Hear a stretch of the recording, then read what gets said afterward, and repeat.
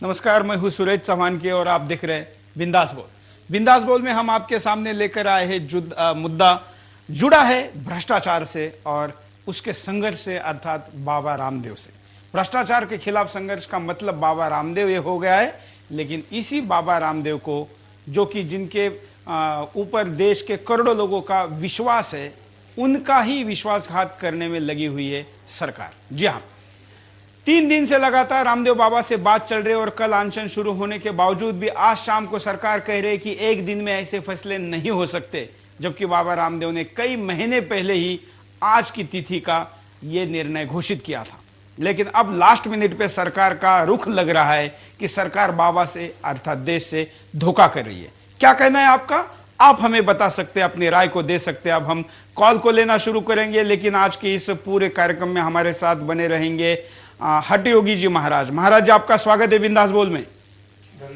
महाराज जी पूरे कार्यक्रम में बने रहेंगे और आप भी हमारे साथ बने रहेंगे ऑस्ट्रेलिया से यूके तक सैटेलाइट के द्वारा और वीडियोकॉन DTH पर भारत और पड़ोसी देशों में और www.sudarshan.tv.com पर पूरे दुनिया भर में। आइए शुरुआत करते हैं आज के कार्यक्रम को। पहले पूछते हैं महाराज जी से। महाराज जी, क्या कहेंगे आज के इस पहले नाम के बारे में, जो हम कह रहे हैं कि क्या सरकार बाबा से धोखा कर रही है? आपकी क्या प्रतिक्रिया है? देखिए, सरकार बाबा जी से धोखा कर रही है या बाबा जी देश से धोखा कर रहे हैं, ये तो समय बताएगा। लेकिन जहाँ तक भ्रष्टाचार की बात है, महंगाई की बात है, भुखमरी की बात है, बेरोजगारी की बात है, ये देश के माथे पर कलंक है। इसको लिए सभी दलों, सभी संतों, सभी देशवासियों को एक स्वर से एकजुट होकर के इसका विरोध करना चाहिए और सरकार को भी अपने दायित्वों का निर्वहन करना चाहिए। सरकार को अपने दायित्व का निर्माण करना चाहिए, लेकिन ऐसा होता दिख नहीं रहा है। और सरकार के चारों मंत्री, 5 मंत्री और जितने भी है, प्रधानमंत्री ने काम पे लगा दी है, लेकिन सरकार में भी इसको लेके 2 फाड़ दिख रहे हैं। महाराज जी, आप क्या मानते हैं कि सरकार में भी 2 प्रकार के लोग दिख रहे हैं? एक बाबा का समर्थन कर रहे हैं और एक दिग्विजय सिंह जैसे लोग बाबा के विरोध में बोल रहे हैं। देखिए, बाबा के विरोध में जहाँ तक बोलने का सवाल है, बाबा जी का जो स्वरूप है और जो कार्य है, स्वरूप सन्यासियों का है, कार्य है योग प्रचार, योग साधना, धर्म है ना। लेकिन महाराज ने उसके बाद उनका जो भी योग से इलाज किया, व्यापारियों का किया, बड़े बड़े पेट वाले लोगों का किया, धन्ना सेठों का किया, राजनेताओं का किया, अभिनेताओं का किया। आज वही व्यापारी वर्ग और राजनेता गण और अभिनेता गण बाबा जी के सिर पर भूत जैसे सवार होकर के बातें करवा रहे हैं। अब देश का हित कितना बाबा जी कर पाएंगे इस मुद्दे के तहत और कितना अपना हित कर लेंगे, वो समय बताएगा। लेकिन अब तक अतीत काल के तमाम घटनाक्रमों को अगर देखा जाए तो बाबा जी ने अपने व्यक्तित्व को, अपने अस्तित्व को, अपने साम्राज्य की स्थापना जो है इन केंद्र प्रकार ने किया है, वो सर्वविदित है, उसमें कुछ कहने की जरूरत नहीं।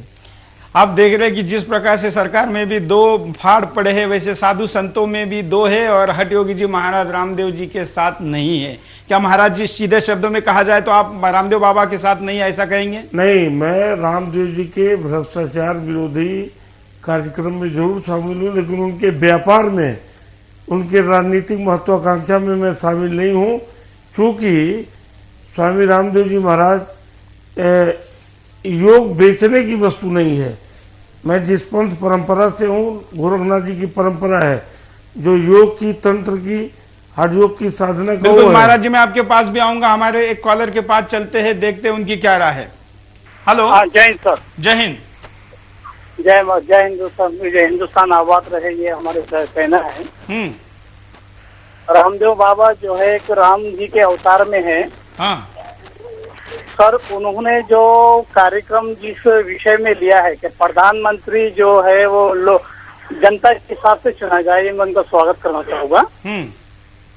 और जो अधिकारी हैं उनके खिलाफ आवाज उठाए, जो मंत्री लोग हैं जिसका काला धन है, जो राष्ट्रीय नाम करने के इवज में जो कर रहा है। रामदेव महाराज जी का मैं बहुत बहुत शुक्रिया अदा करना चाहूंगा। अल्लाह से ये दुआ करूंगा कि रामदेव जी बाबा के साथ पूरा हिंदुस्तान खड़ा हो।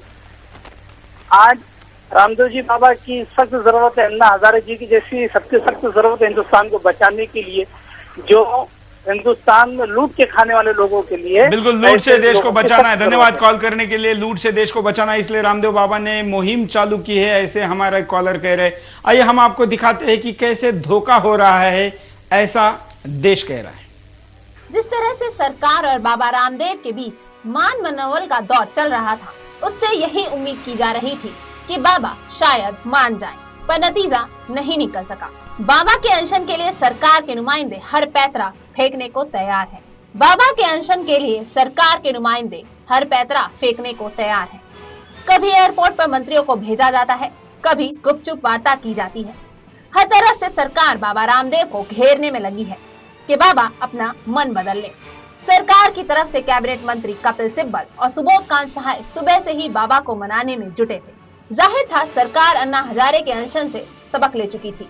तो ऐसे में जिस तरह से बाबा रामदेव ने अनशन को नई दिशा दी और अपने साथ करीब 1 करोड़ लोगों के जनसमर्थन का दावा किया, उससे साफ जाहिर था कि सरकार के थिंक टैंक के लोग अपनी रणनीति बनाने में जुटे हैं। आज जब दिल्ली में गुपचुप तरीके से क्लेरिंजस होटल में बाबा रामदेव और सरकार की तरफ से कपिल सिब्बल के साथ सुबोध कांत सहाय बाबा को मनाने पहुंचे, तो पहले से ही उम्मीद लगाई जा रही थी कि बाबा मान ही जाएंगे। वहीं दलील ये भी दी जा रही थी कि सरकार ने बाबा की कुछ मांगों को छोड़कर सभी मांगों को मान लिया है। बस सवाल यही खड़ा होता है कि आखिर बाबा ने जिन मुद्दों पर सरकार से सहमति जताई है, उन पर सरकार की तरफ से कितने सार्थक कदम उठाए जाएंगे। वहीं दूसरी ओर सरकार ने जिस तरह से अन्ना के जन लोकपाल बिल को लेकर कई पेच फंसा दिए, उससे तो सरकार की नीति और नीयत पर भी सवाल खड़े होते हैं। सवाल है कि आखिर सरकार ने बाबा की मांगों को मान भी लिया तो क्या सरकार भ्रष्टाचार और काले धन को लेकर कठोर कार्रवाई करेगी? जाहिर तौर पर इसमें संदेह है। यकीनन ऐसे कई सवाल हैं जो बाबा के साथ साथ देश की आवाम के सामने भी खड़े हो रहे हैं। वहीं सरकार भी भ्रष्टाचार जैसे गंभीर मुद्दे पर संजीदा न होकर महज देश की आवाम को कमेटियों का गठन कर दिलासा देने में जुटी है। सरकार बाबा के संकल्प को तोड़ना चाहती है। सरकार ने एड़ी चोटी का जोर लगा रखा है, पर नतीजा अभी तक कुछ भी नहीं निकला। देखने वाली बात यह है कि बाबा को सरकार धोखे में रखना चाहती है। तक चली कवायद के द्वारा बाबा के भक्तों में ऐसा मैसेज जाने का प्रयत्न किया गया कि जिससे ये लगे कि कल का अनशन नहीं होगा और लोग अपने घरों से निकलकर दिल्ली नहीं आएंगे या अपने जिला केंद्रों पर नहीं जाएंगे। कुल मिलाकर ऐसा खबरों को भी फैलाया गया। कुछ टीवी चैनलों द्वारा बाबा की सरकार की बातचीत के दौरान ही बाहर ऐसा मैसेज भेज दिया गया कि बाबा और सरकार के बीच में समझौता हो गया है, और ये खबरें कुछ दूसरे चैनलों ने भी फॉलो की और इसका असर देखने लगा। लोगों में गुस्सा आने लगा। कुछ लोगों में तो बाबा के प्रति भी रोष उत्पन्न हुआ कि बाबा क्यों मान रहे झूठी सरकार की बातें, जबकि अन्ना हजारे बाबा को सलाह दे रहे कि मेरे साथ जो धोखा हुआ है वो आपके साथ भी हो सकता है, इसलिए आप सरकार की झूठी बातों में ना आए। क्या कहना हमारा एक कॉलर का इस विषय पर, देखते हैं, उनसे भी बात करते हैं। नमस्कार जी, सुरेश जी, बोलिए। ऐसा है, बाबा रामदेव जी ने आपका ये द्वारा अपना किया है आंदोलन, अच्छा किया है, वह बधाई के पात्र है, के हित में सोच रहे हैं। हाँ। जो आपने ये बाबा बिठाए हुए हैं, हाँ। इनका तो वो है यानी बिल्ली खंबा नोचे, क्योंकि जिंदगी में ये आप खुद तो कुछ कर नहीं सके और दूसरा जो कर रहा है देश हित में कर रहा है, करोड़ों लोग उसके साथ है, क्या वो बेवकूफ है? क्या ये एक समझदार है? कुछ ये ऐसा है, एक हमारे वो क्या आपने पहले जिन्होंने उससे बोला था, क्या नाम बोलते हैं, जो शिवलिंग के लिए बोल रहे थे हमारे, हाँ, अग्निवेश जी, ये ऐसे लोग हैं जिनका कोई वो काम अपनी जिंदगी में तो कुछ कर नहीं पाए, देख के इनको तकलीफ हो रही है। तो आप ऐसे लोगों को क्यों चैनल पे लेके आते हैं जिन्हों को खिंचानी खंबा नोचे वाली बात होती है? हम अगर कुछ भी नहीं मिलेगा, कम से कम इतना है, करोड़ों लोग एक दिन का उपवास रखेंगे या 3 दिन का उपवास रखेंगे तो आने वाले दूसरे करोड़ों लोगों के पेट में भोजन तो जाएगा कम से कम, और नहीं कुछ मिल सकता। बिल्कुल, हम दोनों पक्षों को सामने लाना चाहते हैं। बाबा को विरोध करने वाले का तर्क क्या है वो भी सुनिए। इस तर्क नहीं है इनके पास, ये बिल्कुल इन्होंने कभी आके आपने जो बात कही है कुछ कर रहे हैं, आज तक इनको पूछो कि आपने क्या किया है। बिल्कुल, मैं आज तक आपने क्या किया है? बिल्कुल आपके सवाल का जवाब यहाँ पर हटोगी जी देंगे। हटोगी जी महाराज, आपको सीधे सवाल पूछा जा रहा है, आप क्या कहेंगे? देखिए बंधु, मैं जिस पंथ परंपरा से हूँ, इस गद्दी का महंत हूँ, योग जो है बेचने की चीज नहीं है।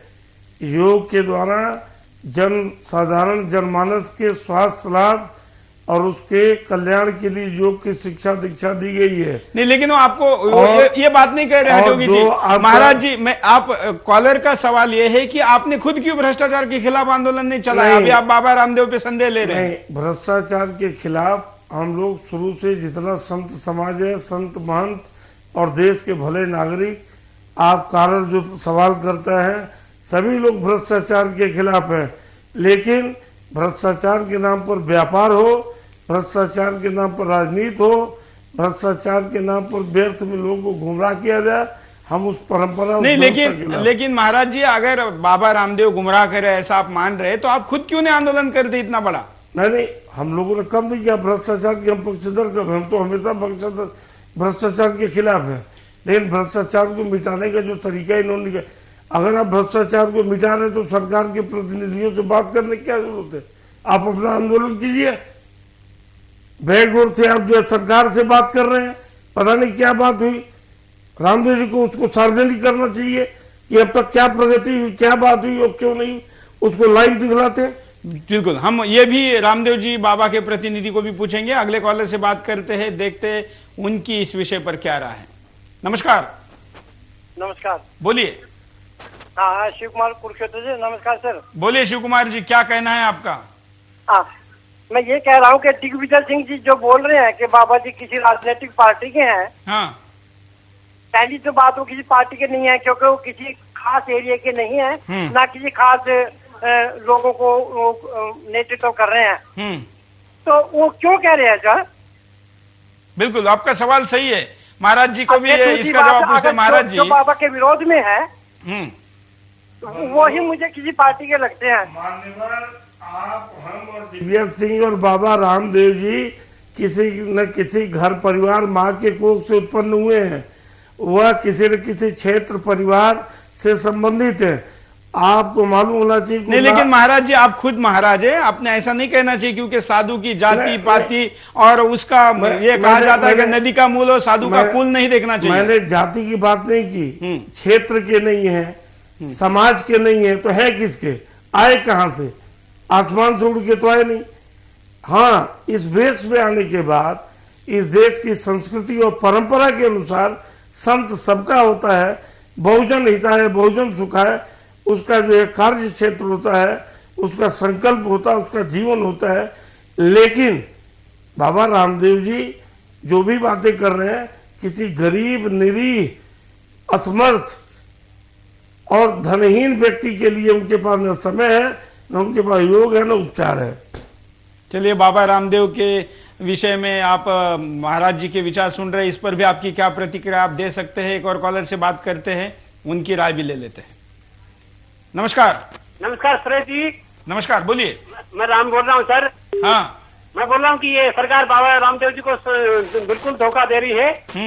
दूसरी बात यही है कि अरबों खरबों रुपया लेके विदेश से कर्जा लेके पब्लिक को कर्जा लेके, और फिर हम बोलते हैं कि मैं नरेगा चला रहे हैं और हम ये काम कर रहे हैं, और दूसरी तरफ करप्शन का पैसा लेके सूद बैंक में डाल रहे हैं। और पब्लिक को जो नरेगा के काम चला रहे हैं ये लोग, पब्लिक के ऊपर विदेशों से कर्जा लेके और कितना बोझ लाद रहे हैं, ये पब्लिक को नहीं बता रहे। ये पब्लिक को ये बता रहे कि हम आपको 100 दिन का रोज दे रहे हैं। पब्लिक को ये देखना चाहिए कि 100 दिन का रोजगार दे रहे हैं, तो ये आपके विदेशों से बिल्कुल। राम जी, आप सही कह रहे हैं कि देश के आम आदमी को तो 100 दिन का रोजगार है और मंत्रियों को 365 दिनों का मेहनत आना है। विदेशों से कितना करता था। दूसरी बात ये बाबा जी बोल रहे हैं कि हम बात करने से कुछ नहीं होगा, सड़क पर निकल के सरकार से लड़ाई करनी पड़ेगी, तभी ये सरकार बात करेगी, नहीं तो बातों से नहीं होगा। इतने दिन।